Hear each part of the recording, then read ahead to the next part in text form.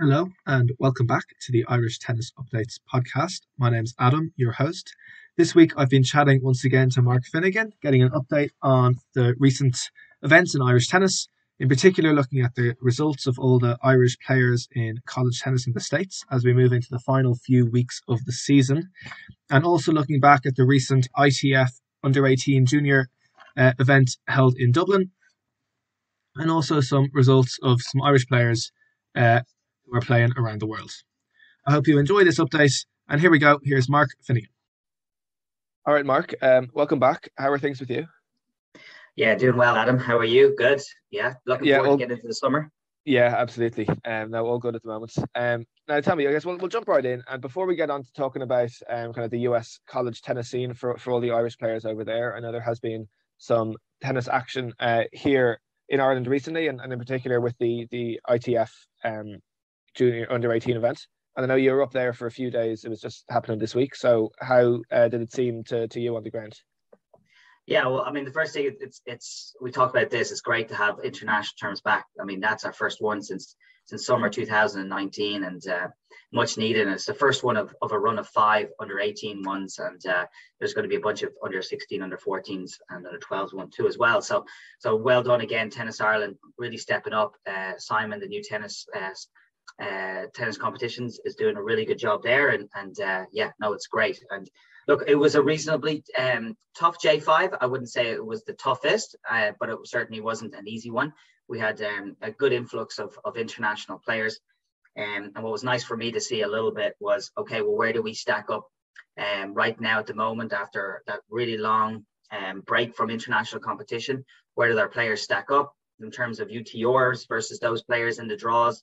Where do they stack up in terms of getting points and being competitive in qualies and main draws? So it was a good for me to get an indication of where our juniors are currently sitting and what their level of competition is. So yeah, no, absolutely. And I'll go through kind of a couple of results from the Irish players this week in a moment. But any kind of things that you picked up when you were there that you wouldn't kind of have seen if you're just following from home? Yeah, so I'd say probably the biggest one, and this is the message I'd probably preach to all juniors tennis players, is look, there's one particular Irish girl who had a great run, who had a great first round win against one of the higher ranked UTR players and higher ranked ITF junior ranked players. And she did a great job, and there was probably a full 1.25 UTR in the level of the player, from the Irish being the ladder of the UTRs. So basically the Irish player was able to beat that girl in the first round, and that kind of showed what I thought was happening, that our UTR was definitely way off because of the fact that we just have been mixing our UTRs with international competition. So, to make sure all those juniors know out there, is like, this is why it's good for us to cheer for other Irish players and to want other Irish players to have success. A, because that's the right thing to do, but B is that those results of Irish girls and boys doing well against international players and doing well in competitions all comes back to basically validate our level, and our UTR is getting higher for everybody. So I think that same message I keep preaching to everybody is, if we all work together and we all try to make each other better in Irish tennis, then ultimately it'll lead to everybody having more opportunities. Yeah, no, that definitely makes sense. And just to mention a few of the results from some of the players this week, and starting with the girls, where there was a bit more success than there was in the boys' draw, kind of across the board. I guess one notable result was Juliette O'Hanlon, who in the first round beat the top seed from Denmark. So she reached the last 16 of the tournament. Chloe Collins had a great run all the way through from the qualifying draw and reaching the last 16 as well. So she also got a main draw win. There were also main draw wins for Rachel Deegan and for Coco Lynn Brown. So all those players had won their first round matches, and Rachel Deegan actually then reached the quarterfinal. So she won her second round match as well. So that was a great one for Rachel.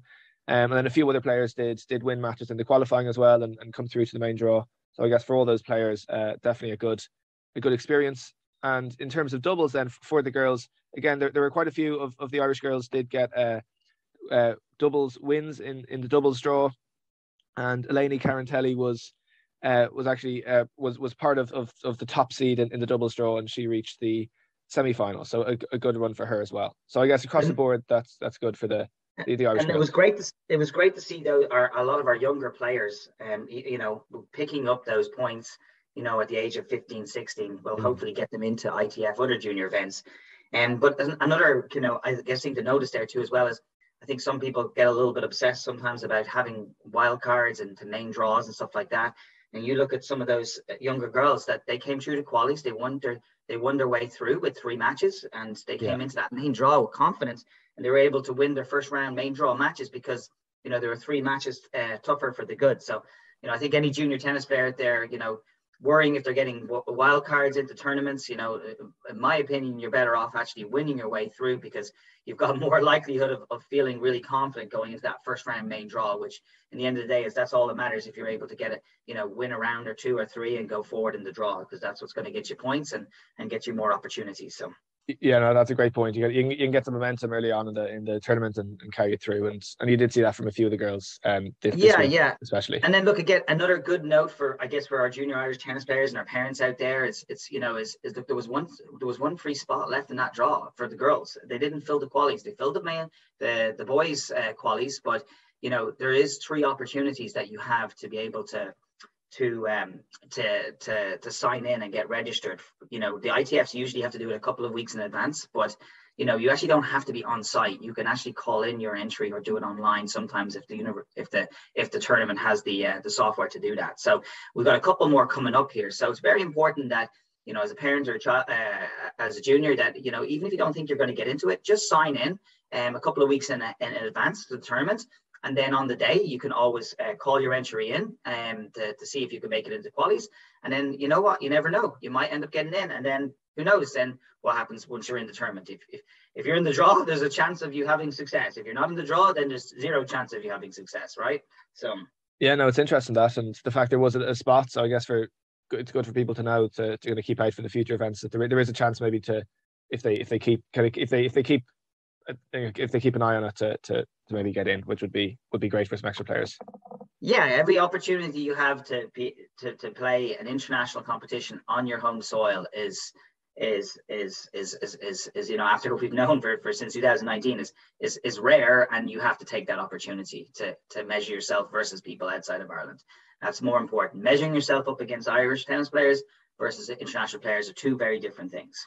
Yeah, and that's why it's so great to see these international events back here now. And then just to mention on the boys' side as well, there was the only main draw win was for Patrick Marsh, who reached the round of 16.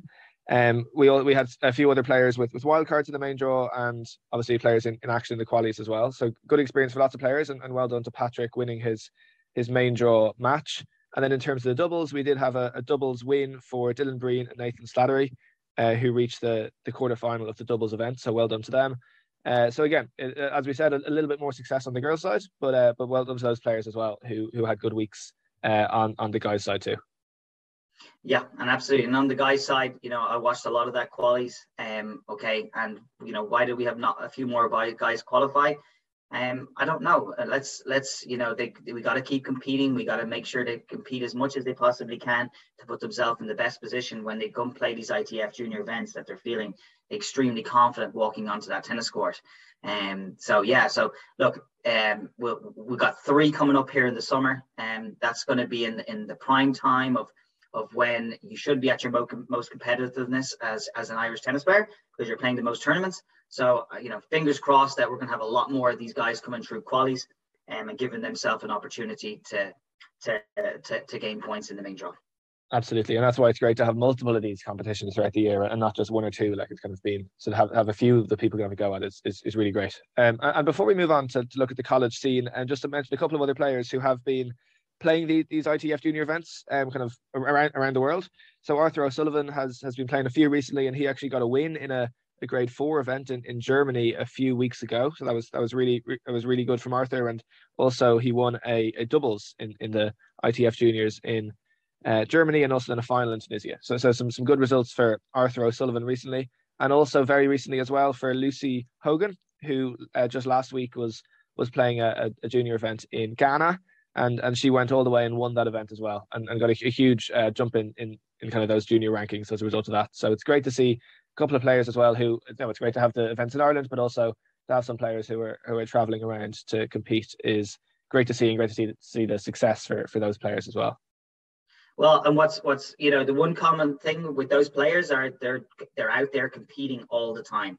Both those players have taken lots of tough losses, and as a result of just getting out there and going again, they've ultimately put themselves in a position to win. So well done to those, because we saw it last year a little bit with Freddie Murray doing a great job of getting out there and traveling, and not necessarily going to an academy. He just did it on his own and had some tremendous success. Brilliant. And I guess, do you want to move on now to have a look at the US college scene of the last few weeks? Yeah, absolutely. We'll start with the guys, and we'll start usually in our order of we'll start with Thomas Brennan, team record of 10-10. They're coming up on the end of the year here, and he's been playing at that top of the lineup, and I think twice he's been named player of the week in his conference, which is a very good achievement. That means that you were voted in all the teams in your conference that you had the best results. He will be graduating this year, so congratulations to him. I believe he's still wanting to stay out there for his extra year of eligibility, which he has with the COVID year. So hopefully he's able to find himself a new team. But those results definitely this year will help him. Oisin and Shafrey doing great. Their team, I think we talked last time, was having a record-breaking year. They're 13-2. They actually were 13-1 until they had a tough 4-3 loss there the other day. Oisin's been playing primarily that 2 singles and 1 doubles position, and they've had a lot of success. Sean Keane, a bit of a tough year for him. He's been battling some injuries, rolled his ankle there for a while. Team 6-13. He's been playing very similar position to what he did last year, number 4. They're about middle in their conference right now at the moment, heading into the conference tournament that's coming up here very soon. Matthew Saunders from Tiffin, actually spoke to him the other day, and he's actually been very unfortunate. He has a wrist injury, so he's been recovering from that all year. So he's actually going to be redshirting this year. So that means that he'll have is he will not use a year of eligibility, and he'll be able to only have used the first year from last year. So that's three years still left remaining. Mark Griffin's been doing some good things. He's been playing that number 1 spot for the team. The team is actually ranked about 26 in the country at the moment. Mark actually played the Kieran McCarthy's team the other week, with Kieran's team coming out on top, Holy Cross. But ultimately, Mark has been doing extremely well at that 1 spot and being very competitive. And the team is currently 12-9, that record.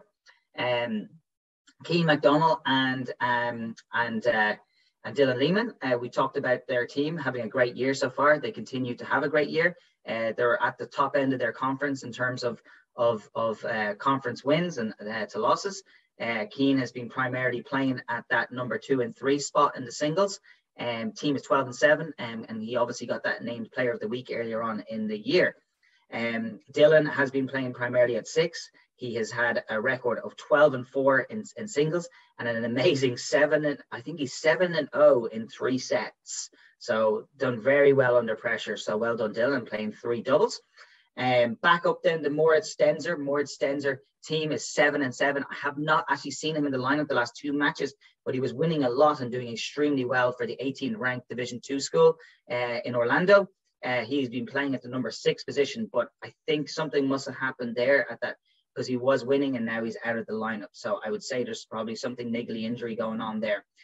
Carl Butler's team, they're actually heading to conference championship. And we'll talk a little bit later about the conference championships and when they are, but they are one of the first teams to play the conference championship. They're going into that as the 3 seed. They're actually conference. They host the first rounds of the higher seed on their campus. So they're playing the 6th seed today in their match. And the team record is 12-10 for them. Christian Duffy, some interesting news here. Stonehill College actually is getting ready to go to the NEC conference, which is a Division 1 conference. So, Christian in next year will actually be part of a Division 1 program. Their program is considered a Division 2 before now. So that's good for them to be able to move to Division 1. The team record is 6-7, and Christian's been playing number 2 singles. Fergus O'Rourke, who's getting ready to finish up at Spring Hill and graduate, has done fantastic. He's moved all the way up to that number 1 position at Spring Hill, which is great, and he's doing well and winning.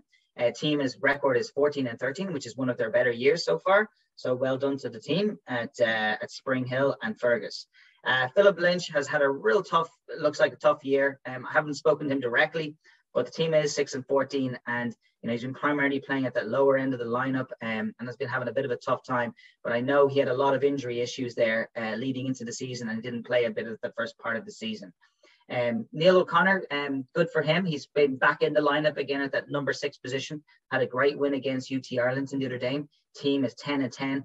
An incredibly close, tough conference. They also played their conference tournament this weekend, and they just lost actually to Troy in a really tough match there yesterday. So actually their season is officially done now. But that conference was extremely competitive. Someone who finished last in that conference or finished first could beat each other. So Charlie Barry has continued to excel. He's done really well. Actually got as high up as number 4 in the lineup in singles this year, and has played mostly at the 6th position and the 1 doubles position. So, well done to Charlie. He went from not being in the lineup last year to being in the lineup this year. Team has had a bit of struggles. They've played a very strong schedule, a schedule that they always do at Tulane, and their record is 7-14. Jonathan Garcia at Merrimack continues to be in that number 2 kind of singles position and 2 double spot. Team is 6-10, so they're doing okay, having an okay year. The last 3 matches actually have been nail biters, winning and losing some of them 4-3. So hopefully he can finish strong off in their conference. Kieran McCarthy, his team, Holy Cross, we just talked about it a little bit earlier.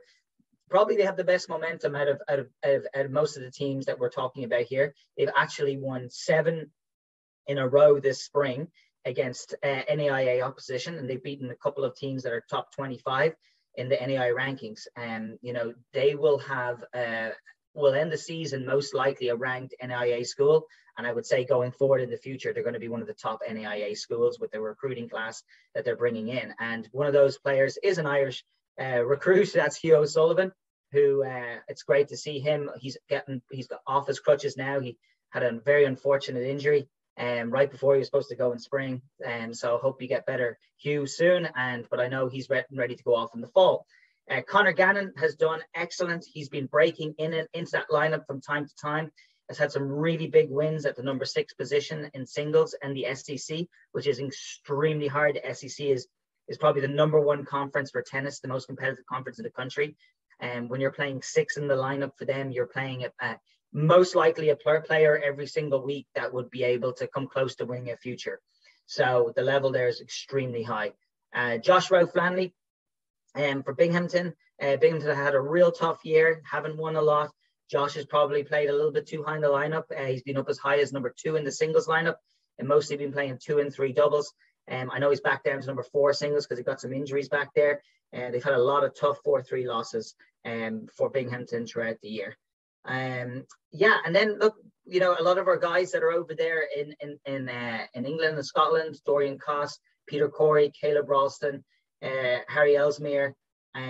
These guys, you haven't heard a whole lot about what's going on over there. I know the individual British University Championships was just on last week, and we'll talk a little bit more about that with Kate Gardner, how she did in a bit.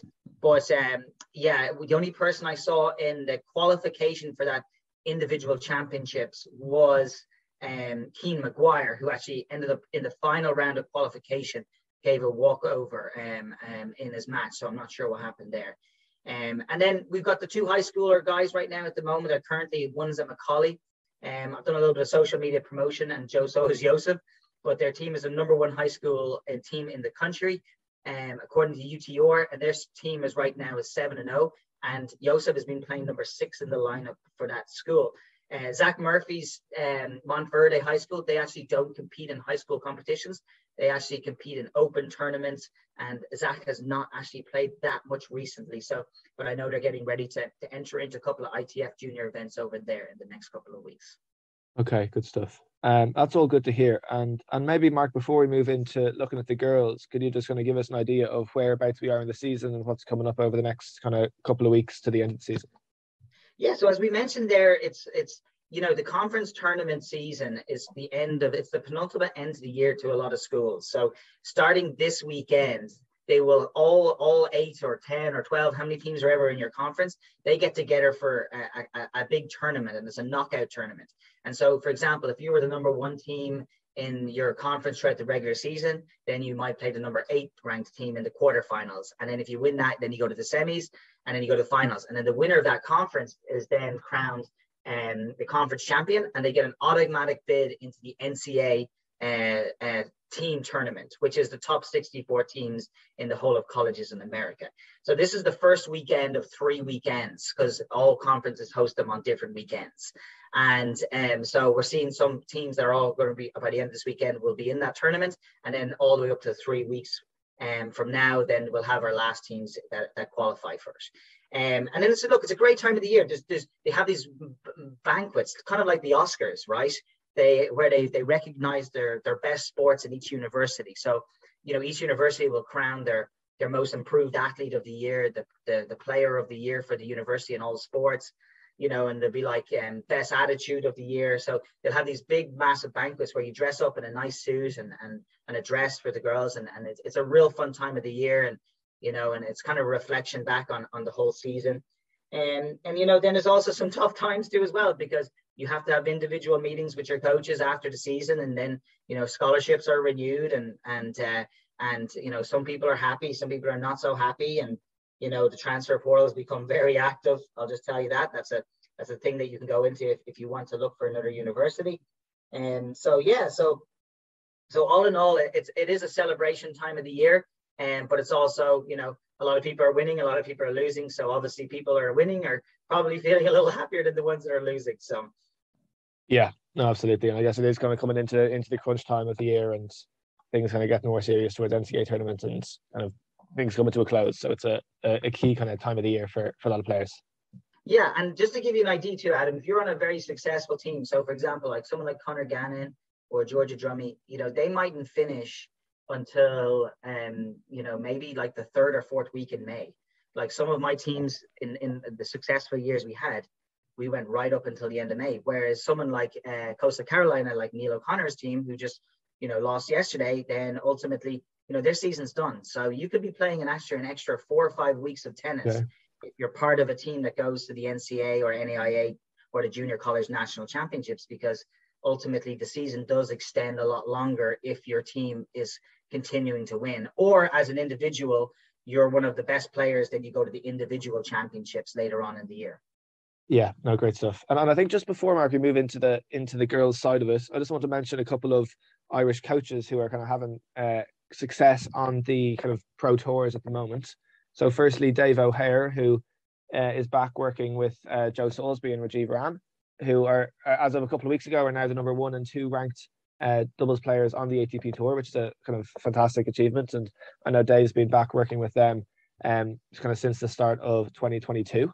So that's great. Great. That's really good success for those guys. And I know you obviously have a bit of a involvement with that story as well.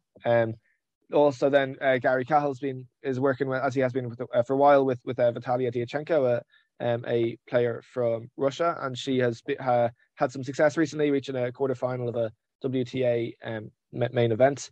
And finally, Pete Bothwell, who has been working for kind of since the end of last year with a Hungarian player called Pana Udvardy, who kind of cracked the top 100 at the end of last year, and I think is playing Billie Jean King Cup this week, but having a good run recently and kind of having the best spell of her career so far. So it's great to see those kind of coaches who are managing to get some good, really good kind of top level experience out on the tour at the moment as well. Well, and it sometimes goes so underappreciated, the coaching side of the tennis world, and well done to all 3 of those coaches. I mean, they're basically overachieving in their roles with their players, and I think Gary's been with the girl for a very long time, and has brought her through a lot of ups and downs. So well done, Gary. And then Dave, what a great story for Dave O'Hare to be involved with that team. If Dave maybe hadn't been injured, he would have been that number 1 doubles player in the world too as well, right? Or number 2. So it's great to see him being a part of that process, and a very valued part of that process of that team becoming the number 1 doubles team in the country. And then I was just chatting to Pete Botwell there at the weekend at the ITF, and all of the knowledge and all of the experiences that he picked up along the way with those couple of months on the WTA Tour at the highest level. That is unbelievably advantageous to our juniors and our Irish tennis community. And the same way for Dave and Dave and Gary. They're guys, they want to help. They want Irish tennis truly to get better. So, we're very lucky to have these coaches overachieving and being out there on the tour, because again, like I say to everybody, if you have to get outside the box of Irish tennis to understand what tennis is really about. And staying in Ireland is not going to really get you to understand where what the level of tennis is required to be successful.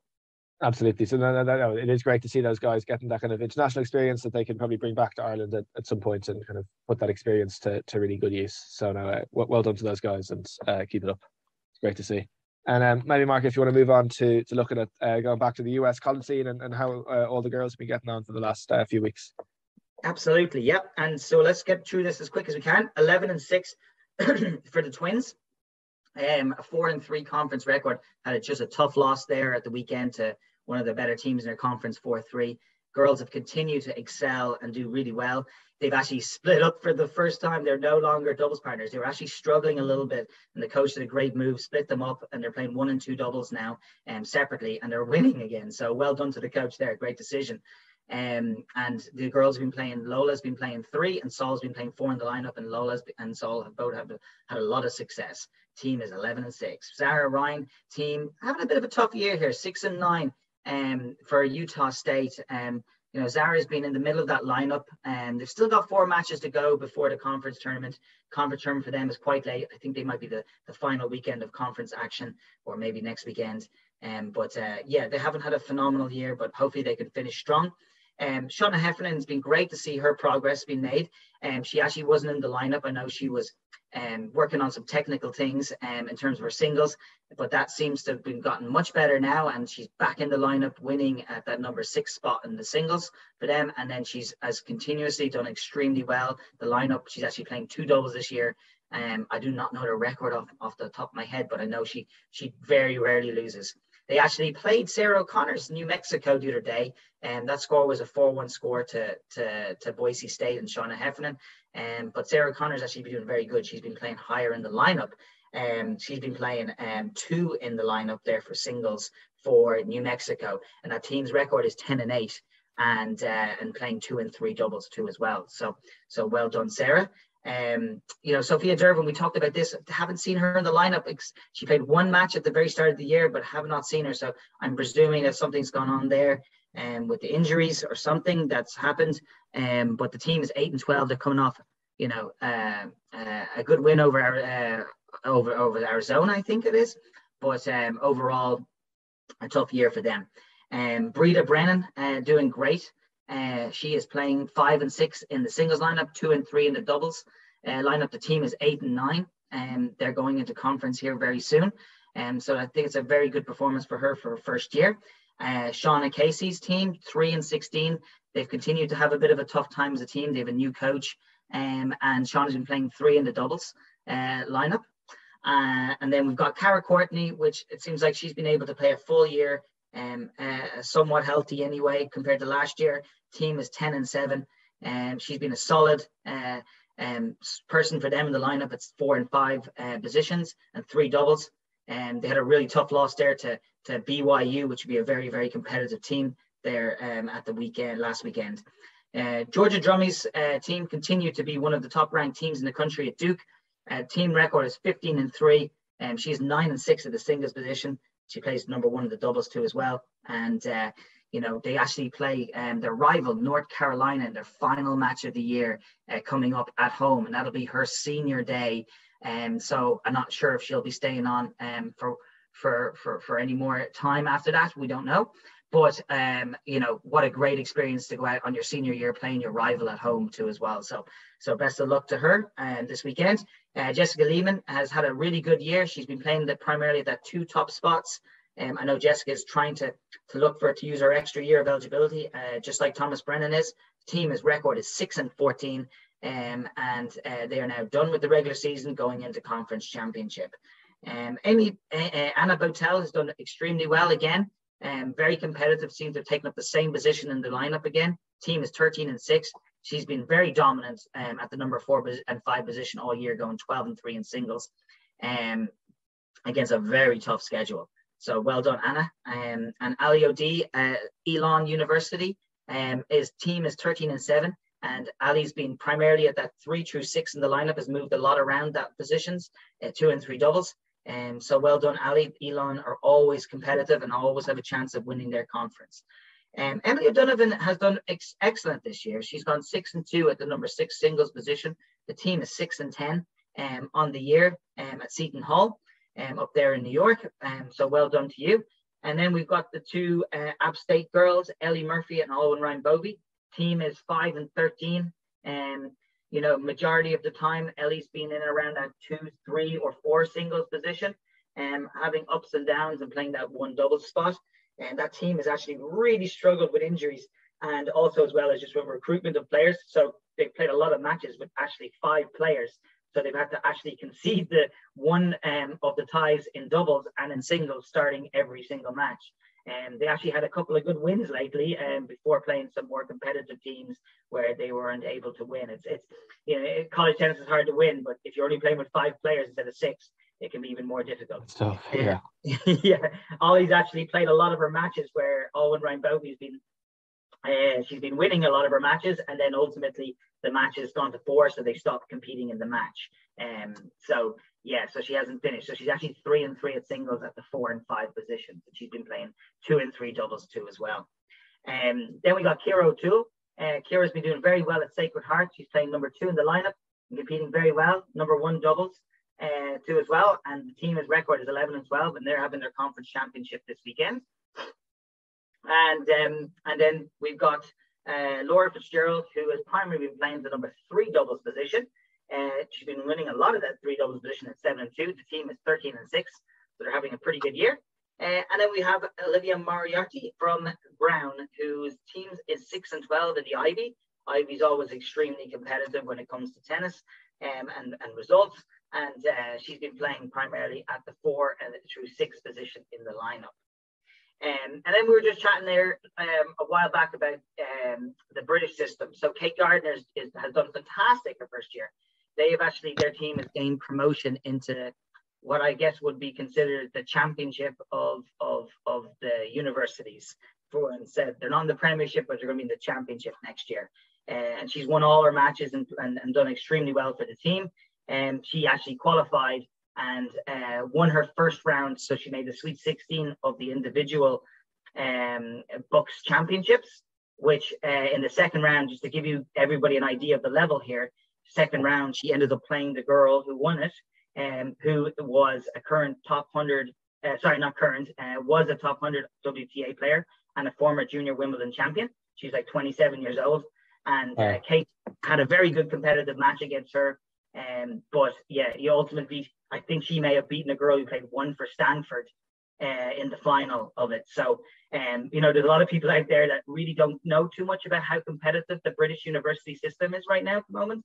It's incredibly competitive, and they're doing a great job over there of gaining some traction and some momentum. So, then we have going back into American universities. In Division 2 and NAIA, we've got Megan Butler at Arkansas Tech. She's played a little bit at that 6th position, and the team is 6-5. We got Tara Stewart at NAIA at Tabor College. Team is 8-5. She's got a nice little win streak going on at the number 4 singles position and doing excellent for that team. And Emer Marr has done great for Barton College. Team is 9-10, but Emer again continues to play top of the lineup for them, and she's done a good job of winning a lot of matches. And we had Emily Connolly for Indiana Wesleyan, which Adam, when you hear this, they get the reward for the most amount of matches played this year. They are currently 35-4 record. That means they played 35 team matches. That's incredible, right? That's a lot. So, yeah. So that's one thing people don't realize about the NAIA is they don't have as much rules when it comes to how many matches they can schedule. So this particular school does a great job of carrying a larger roster and playing a lot of tennis matches. And so she's played a little bit of that 3 doubles position and 3 and 6 singles. And again, they'll be competing all the way to the end of the national championship there, like they did last year when he made the semis. And we got Roisin Murphy playing at Mercyhurst, lovely private Division 2 university. And the team is currently 7-10 record, and she's been playing primarily the 2 and 3 singles position and 3 doubles. So very good job from her freshman year. and she's been winning quite a lot there too as well, and has, I think, a win over a Division 1 school too as well. And then we've got Georgia Lily Lynn Brown at St. Peter's College in Tampa, Florida. And, they're going into nationals with a record of 7-4 record. Gigi played a little bit at the 2 position, but has mostly played at the 4 position in the lineup. They're, always one of the top 3 or 4 division and junior college teams in the country. And so she'll be going into the national championship there. It's a very different national championship for junior college. What they do is they have all of the number 1 players from all the junior colleges that qualify and play against each other in an open tournament. And then the 2 players who play number 2 and number 3 and number 4, number 5, they all play in separate draws. And then based off how you do in the draw, you get points that add up to ultimately see which team had the individual players perform the best in their individual draws. So, Georgia will have a chance there to be able to play in her individual draw, and she'll be with a shot of winning the national championship in her individual draw. So that's really cool. So another great facet about junior college. And then we got Dara Glavin, who's been doing a great job at Miami. They're going into conference tournament next weekend. They're in the middle of the pack in there in the ACC, which is incredibly competitive conference, the same as the SEC, like we talked about with Conor Gannon. So well done, Darren. Great job in your first year coaching there too as well. That's great, and obviously great to hear, as always, kind of how those players are getting on, and as you said, kind of getting into depending on teams, but getting into the last kind of few matches, the last few weeks of the season potentially. So just kind of wish everyone, the guys and the girls, the very best of luck for kind of the remainder and the ending of their season. So any other kind of final points on the college tennis to touch on, Mark? No, just, look, I know for you college tennis players out there, and especially the ones that I'm helping, it's like, I know it's been a long year, it's been a tough year, but try to always look at the positives and see the things that you learned and you got better at, and come back to Ireland and compete as much as you possibly can. And we want this country to be full of everybody competing and tennis players competing at the highest level they can. And yes, obviously just time for a break, but the only way you can progress yourself is for your next year of college tennis is ultimately to play and compete during the summers, or else you just kind of go back. You'll go back a step before you come back into the college system the following year. Yeah. So just let's compete as much as we can. I know we said that a ton in our podcast before, and look, let's hopefully to make those tournaments as player friendly as we can, to allow those players to be able to, if they have to work, that they can still play in tournaments too as well. So. Yeah, no, absolutely. And as always, Mark, and it's a big thanks for your time kind of putting all that together and getting a look through all the college results, and also nice obviously to look back at the international tennis here in Ireland. So I look forward to catching up again, maybe towards the end of the season, or maybe looking back kind of how things have gone for the kind of few weeks to come. So I look forward to that. Thanks very much for today. Any other final points for no, now? Thanks, Adam. Again, you're the one who puts in the time too as well, and Irish tennis is grateful for it. So. Great, Mark. Thanks very much. A big thanks once again to Mark for his time with this episode, as always. The very best of luck to everyone playing in the college tennis season in the final few weeks coming up, and to anyone playing any other tennis as we come into the summer months. Hope you're enjoying it, getting ready for a big summer of tennis. Thanks for listening to this episode, and until next time, goodbye.